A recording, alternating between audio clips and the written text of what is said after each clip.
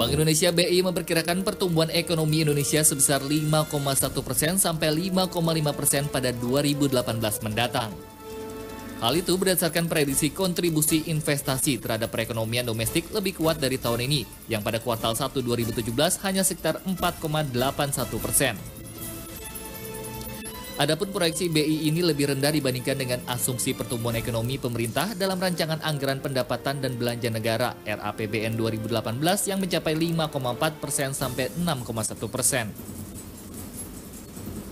Gubernur BI Agus Martowardoyo mengatakan prospek ekonomi 2018 akan ditopang pemerintah domestik, terutama dalam bentuk investasi. Pertumbuhan investasi bukan hanya bangunan, tapi juga investasi non-bangunan.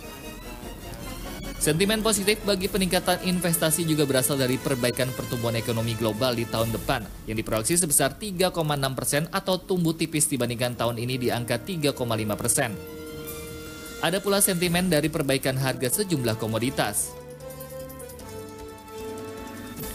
Agus mengatakan perbaikan ekonomi global diharapkan bisa berdampak positif bagi peningkatan ekspor 2018, meskipun tidak sebesar 2017 akibat peningkatan harga komoditas relatif terbatas. BI juga berupaya menciptakan berbagai kebijakan moneter dan makroprudensial yang menambah gairah dan menjaga iklim investasi di tanah air, sehingga diharapkan investasi dapat masuk ke proyeksi infrastruktur yang juga menarik minat investasi swasta.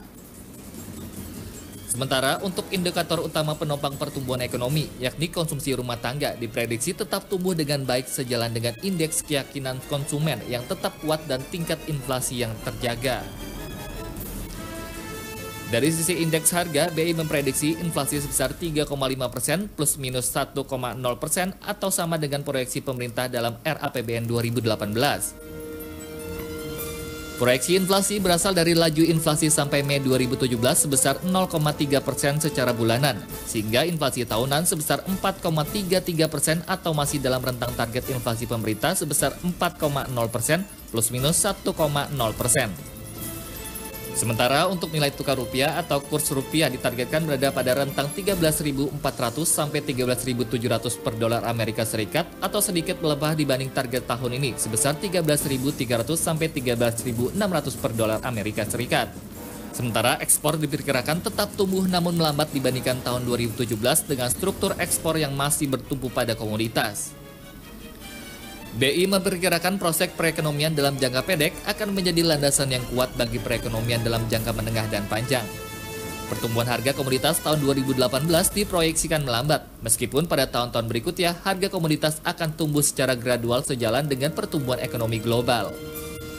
Di sektor keuangan, BI memperkirakan tren suku bunga dunia akan meningkat, sejalan dengan tren pengetatan kebijakan moneter di negara maju. Suku bunga kebijakan Amerika Serikat diperkirakan akan meningkat sekali lagi di tahun ini dan meningkat 3 kali pada tahun depan. Ya pemirsa, Anda sedang menyaksikan Kilas Balik 2017 dan pada saat ini akan membahas masalah ekonomi 2017 dan prospek 2018. Dan sudah bersama saya narasumber Bapak Wijayanto dan juga Bapak Joshua Pardede. Selamat malam. Selamat malam. Tadi kita sudah menyaksikan VT yang menarik dari apa yang terjadi 2017 dan bagaimana di 2018 ya. Tapi saya ingin di segmen ini kita akan membahas mengenai kinerja khususnya adalah makroekonomi ya. Di mana kita melihat tadi di dalam tayangan adalah pertumbuhan ekonomi yang sebenarnya diharapkan bisa mencapai 5,1. Ternyata kemarin Menteri Keuangan sudah merilis yaitu hanya 5,05.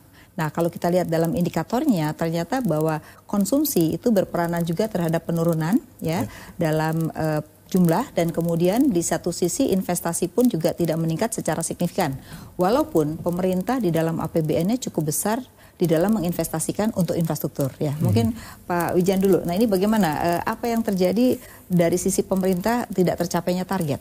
Jadi begini, angka 5,05% itu memang di bawah target APBN 5,2%. Tapi sebenarnya yang lebih penting dari itu bukan hanya angka pertumbuhan ekonominya, tapi di balik angka 5,05% itu apa saja yang terjadi.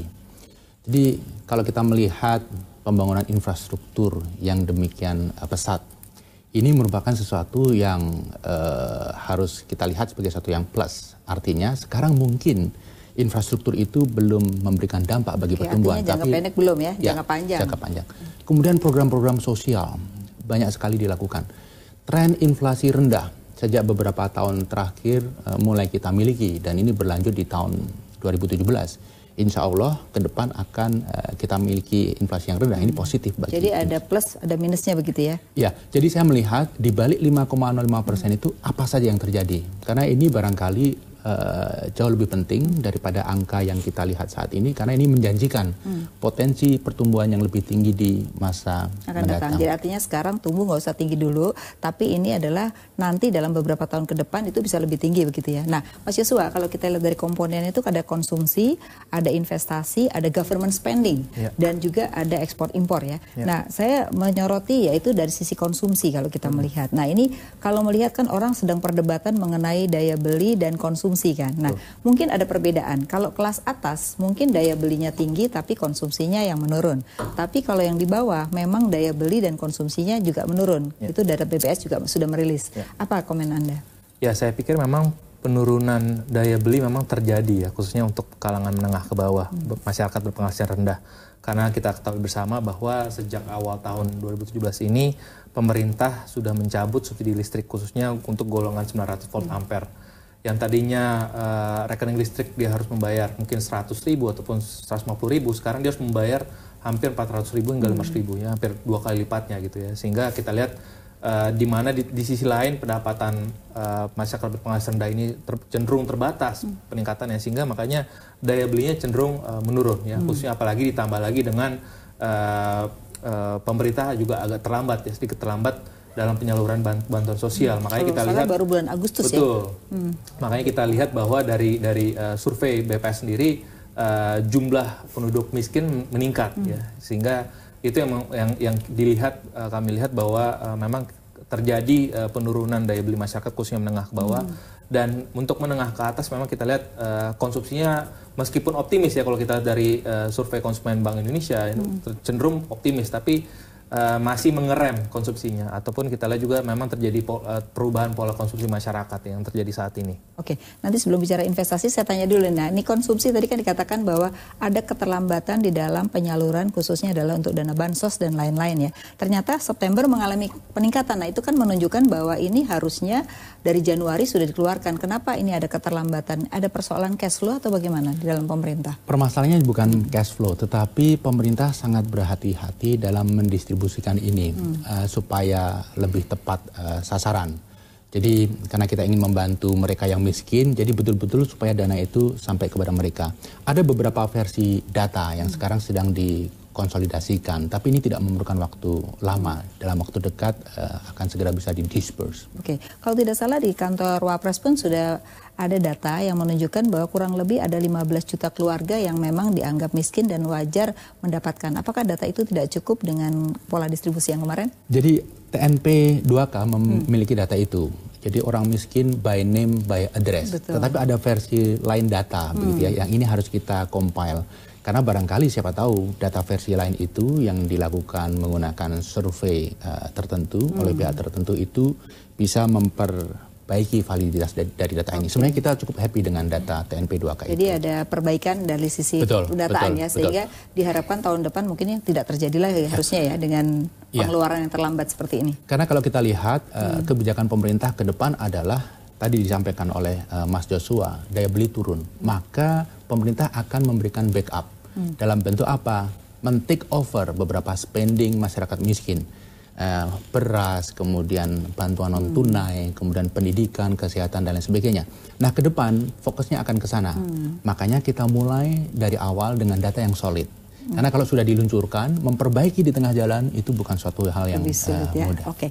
Nah, Pak Joshua, kalau kita melihat yang menarik tadi, dana masyarakat pihak ketiga itu meningkat di perbankan, tapi konsumsi kelas menengah ini mengalami penurunan juga gitu. Nah, ini apakah kalau orang mengatakan sebagian, oh ini ada shifting daripada mereka itu adalah mengurangi konsumsi untuk yang lain. Tapi kalau kita melihat ternyata ada persoalan-persoalan, misalnya masalah pajak atau masalah yang lain. Nah, ini apa komentar Anda mengenai yang kelas menengah atas? Ya, saya juga melihat hal itu ya. Kalau kita lihat menengah ke atas ini mengerem konsumsinya, yang padahal kita lihat daya belinya sebenarnya ada gitu ya. Dan ada, tapi mungkin kita lihat ini bisa kita analisis secara komprehensif. Salah satu faktornya adalah pajak ya. Saya pikir kita lihat bahwa pencapaian pajak sampai dengan pertengahan Desember ini aja kan masih sekitar 82%-an gitu ya. Kita lihat masih sangat rendah gitu ya, kalau kita masih jauh dari targetnya, sehingga itu juga menjadi kekhawatiran, apalagi kita lihat dengan peraturan pemerintah terbaru ini ya, terkait dengan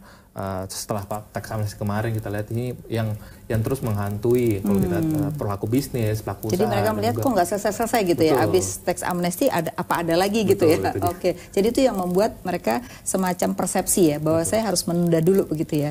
Gimana komentarnya Pak Wijan? Saya juga mendengar langsung dari beberapa pengusaha dan memang itu merupakan hal-hal utama yang mereka selalu sampaikan, kenapa mereka belum melakukan ekspansi dan lain sebagainya.